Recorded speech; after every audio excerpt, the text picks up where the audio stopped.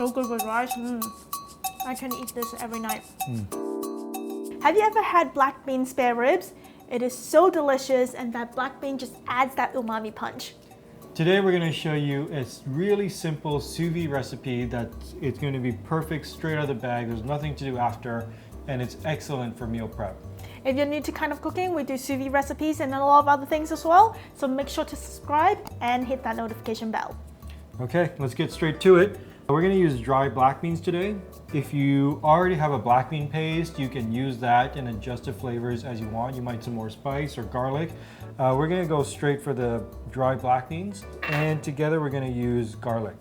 I know some of you guys are scared to use garlic in a sous vide, but we're going to cook at temperatures that are high enough that it's not going to spore, and we'll be fine. So let's just roughly chop this. So traditionally, when you make this dish, you would have to soak the black bean first so it's softened. But since we're cooking in the sous vide for 4 hours, we can skip that step. Yeah, I kind of roughly chopped the garlic. We're gonna mince it with the black bean, and this helps to release all the flavors. And the black bean itself is very strong in flavor, so if you don't want so much black bean flavor, just reduce the amount. But we like it heavy. It's pretty roughly chopped. You can go finer, you can go however you want to do it. And then we're gonna put it into the bowl. Let's get those chilies diced. Normally you use red chilies, but we ran out, so we're using green chili. Adjust the chilies according to your spice level. 1 is quite mild, 2 is medium, and 3 if you really, really like spice. Yeah, and remember, this is not using a spicy dish. It's just to bring a little bit of kick to it. Now we're just putting the rest of the aromatics into the pork. We'll have some ginger and some Shaoxing wine. The purpose of these two is really to get rid of that porky taste. The rest is for flavor.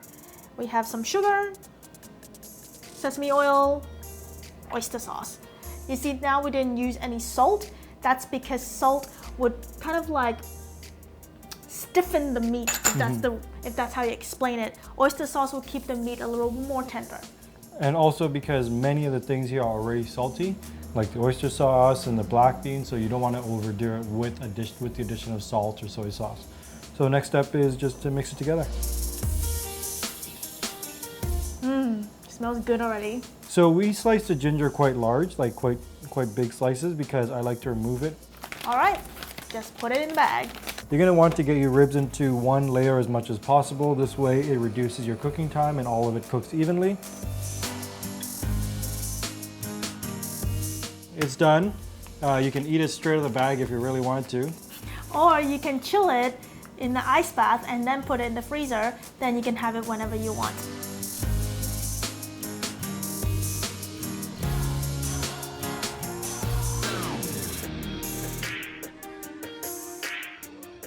If you like this recipe, make sure to check out our Cantonese roast duck recipe. We made that in the sous vide as well. It's tasting time.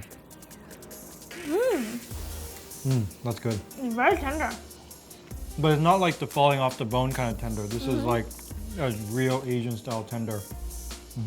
And the flavor is throughout, man. Yeah, the flavor is good.